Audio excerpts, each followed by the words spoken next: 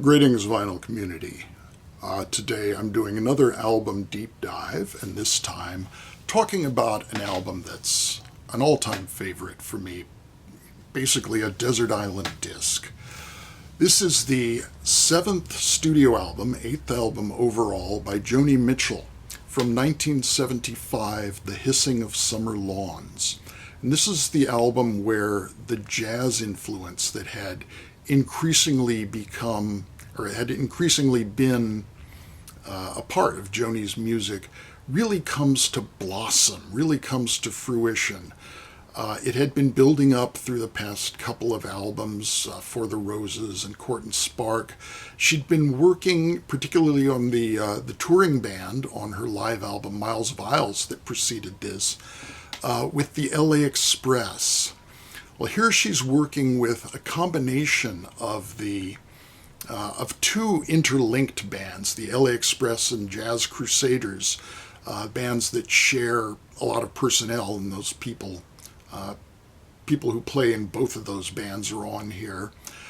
But crucially not Tom Scott, who was essentially the person leading the LA Express and the saxophone player. What little saxophone there is on here is played by Bud Shank, and that's only on a couple of tracks, no solos. It's not that kind of sound world. It doesn't have a lot of instrumental solos of any sort. The one horn that does come to the fore a bit is Chuck Findley's trumpet. The rhythm section, however, is very important. We have John Guerin on drums, who was Joni's boyfriend at the time, and Max Bennett on bass. And this is just a masterclass in bass playing. You can listen to this album for the bass parts alone, and they are fantastic. There's Joe Sample on keyboards.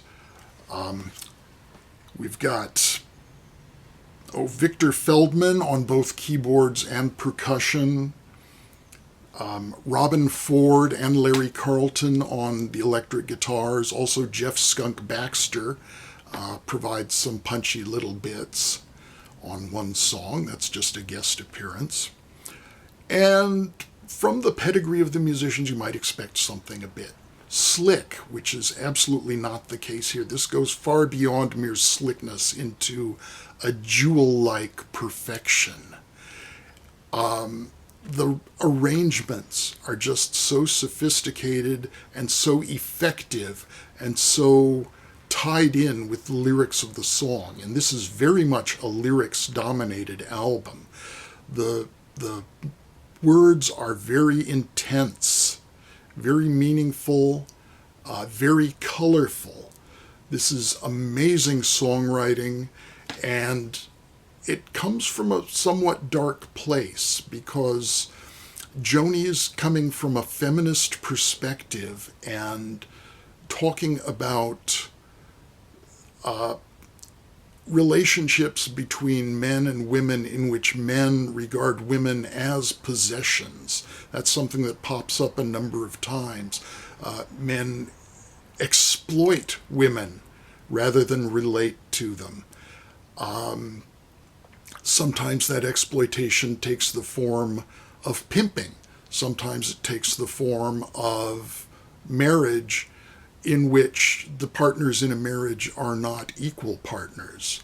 Sometimes it's simply the relationship between a barmaid and a patron. But it's something that is so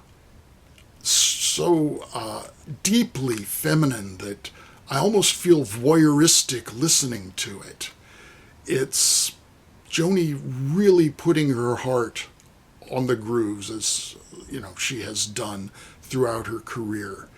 And I think it's instructive to go through this song by song. So let's begin.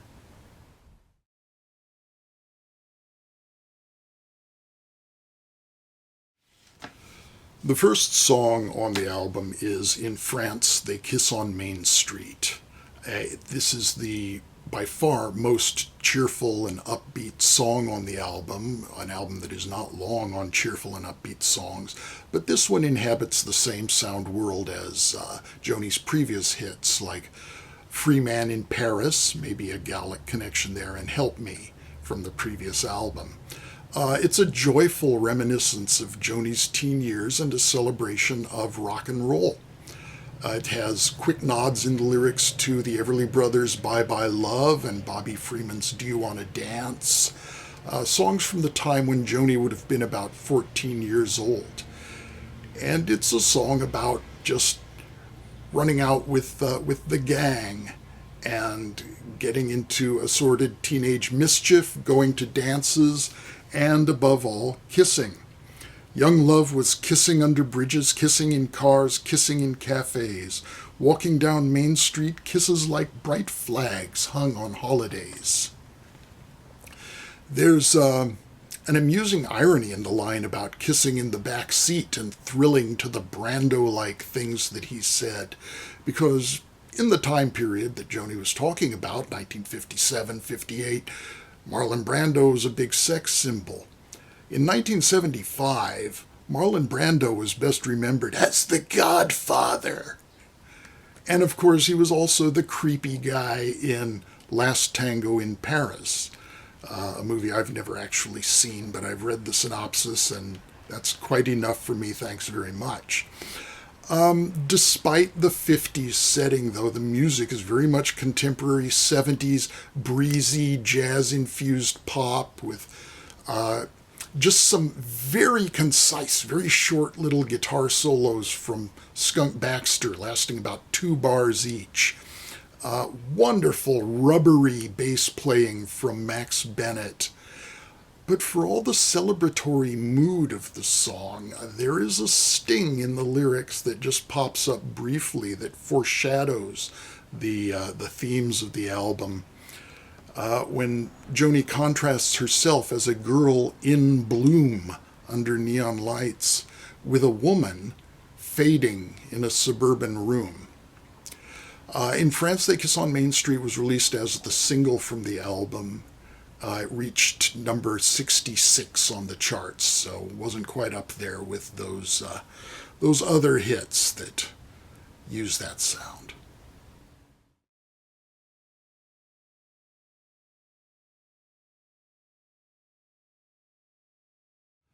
The album takes a drastic left turn with the second track, The Jungle Line. Probably the most daring and experimental thing that Joni ever recorded, although 2 albums later she would come up with the epic Paprika Plains, which might give The Jungle Line a run for its money. The track lurches into being with a tape loop of tribal drumming from Burundi, which runs throughout the entire song. The only other instruments are Joni's strummed acoustic guitar and Moog synthesizers, played by Joni. So this is, except for the tape loop, all Joni. The lyrics are dense and wildly elusive, both allusive and elusive, using the primitivist artwork of Henri Rousseau and images of a jazz trumpeter as a framework for fractured scenes of the jungle and the urban experience. Drugs and human exploitation, from slavery to prostitution. The drums, and all this while the drums just thunder on and the Moog sets up a nagging call and response pattern. Pretty women funneled through valves and smoke, I think, is a pivotal line in here. It conjures up both the valves of a trumpet and the smoky haze of a nightclub where a jazz man could be playing a song about pretty women. But valves and smoke also conjures up an image of industry and business. And if the pretty woman is part of a business commodity, she is being sold, she's being pimped. It's a very, very dark song with incredible colors, as befits the images of the paintings of Henri Rousseau. and one that really grabbed my ear when this album came out. This is the album that I just been a casual listener to Joni's music before, but when I heard the Jungle Line, I thought, okay, this is something I need to dive into more deeply. So here we are.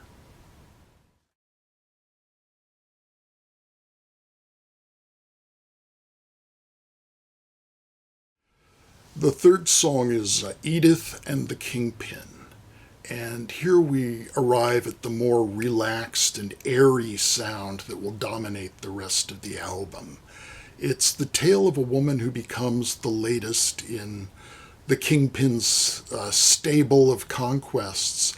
So it carries over themes from the previous song, but here the drug of choice is cocaine rather than the poppy poison of the Jungle Line. Women he has taken grow old too soon. He tilts their tired faces gently to the spoon. So here we have, again, the man taking charge of his women, owning them.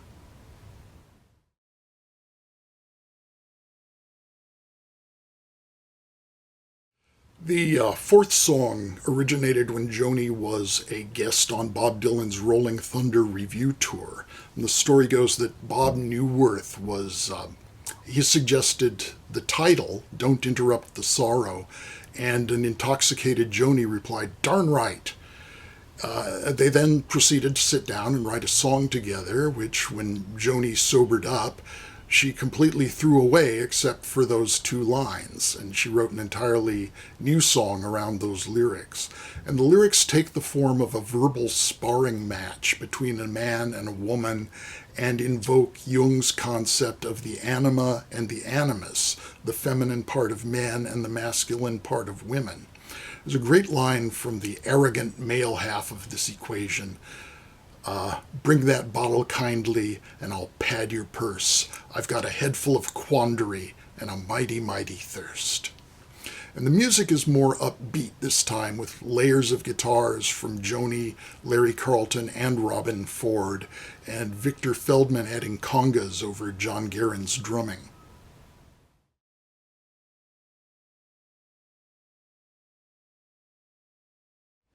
And the last song on side one is Shades of Scarlet Conquering. That's Scarlet with two T's because we're talking Scarlett O'Hara from Gone with the Wind.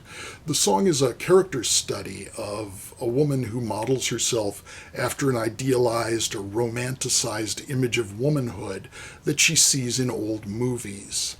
And as such, she shields herself from her own sexuality. The lyric goes, lovers in anger, block of ice, harder and harder just to be nice. And even in her own dreams, she covers her eyes in the X-rated scenes. And there's a string arrangement on the song, the only one on the album, courtesy of Dale Oler. And Victor Feldman plays vibes, and that gives this track a particularly delicate color. It's not a scarlet color, it's more pastel.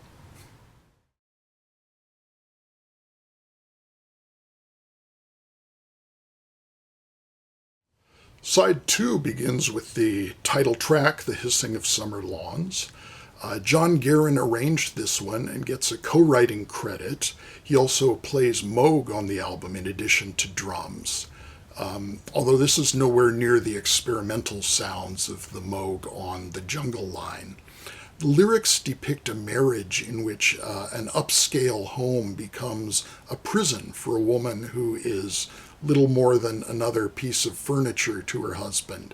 Tellingly, the lyric is not he, joined her in a ranch house, but he put her in a ranch house on a hill. He gave her his darkness to regret and good reason to quit him. He gave her a room full of Chippendale that nobody sits in. Oddly, there's a peculiar little detail. She's watching TV and happens to see David Bowie, because the line is, a diamond dog carrying a cup and a cane. Well, Diamond Dog, obviously, that sounds like she's talking about David Bowie, but why carrying a cup and a cane? Well, that's how he appeared on the Dick Cavett Show in 1974. So if you just happened to catch that, you might recognize what this line is about. Of course, nowadays we have YouTube and you can go see that anytime you want, but in those days when we didn't have an instant replay of everything that's ever been on television, it was kind of a puzzling line. There's some nice trumpet on this track from Chuck Findley, some concise little solo bursts.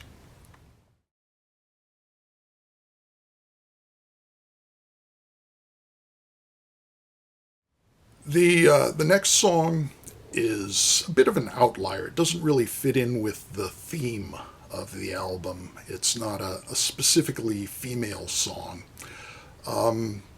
It's a song dominated by Joni's keyboards and washes of harmony from the winds, and it's a song based on Tom Wolfe's book, The Painted Word, that came out also in 1975. I think she may have based it around some earlier parts of the book that had been published in magazines.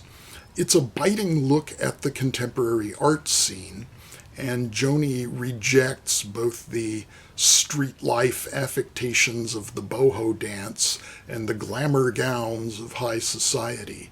It's the only song on the album since In France They Kiss on Main Street where Joni is really singing about herself, even if it's in the context of a social commentary song.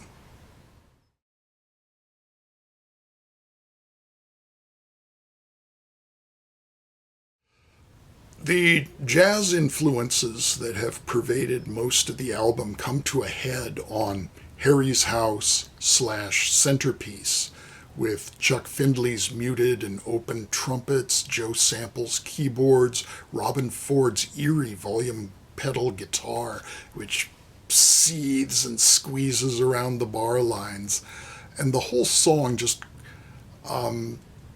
crossfading in the middle into a performance of Lambert Hendrickson Ross's Centerpiece. Joni had visited Lambert Hendrickson Ross on the previous album doing Twisted, and here she has Joe Sample taking over doing probably the only really full-blown solo turn on the whole album, with a chorus of sumptuous blues on piano. Lyrically, the song is something of a companion piece to the title track. It features a possessive husband caught up in a world of business, power, and money. But in this case, the wife tells him just what he can do with Harry's house and Harry's take-home pay.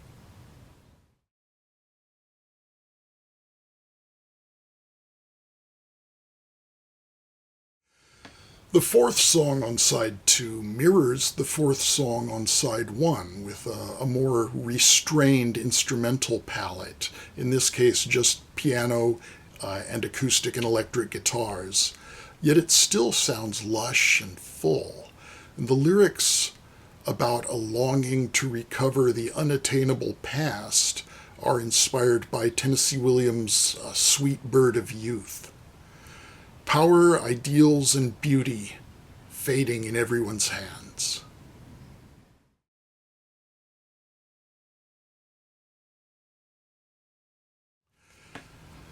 So like the previous song, the final song on the album dispenses with the rhythm section. This is Joni alone in a hymn-like setting for synthesizer and elaborately layered vocals.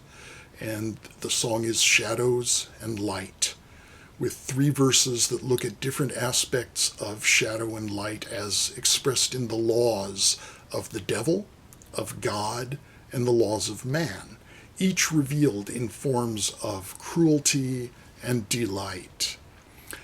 There's some question about the synthesizer used on the track. It's credited as ARP-Farfisa. Possibly Joni's joke about the synthesizer being used or sounding like a Farfisa organ. It doesn't sound anything like that to me.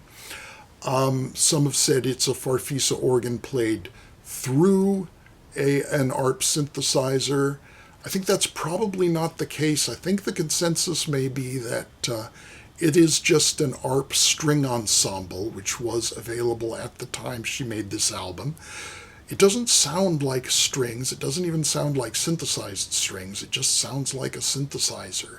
And it's really kind of taking the place of a church organ for this hymnal setting of very otherworldly tune that closes out the album.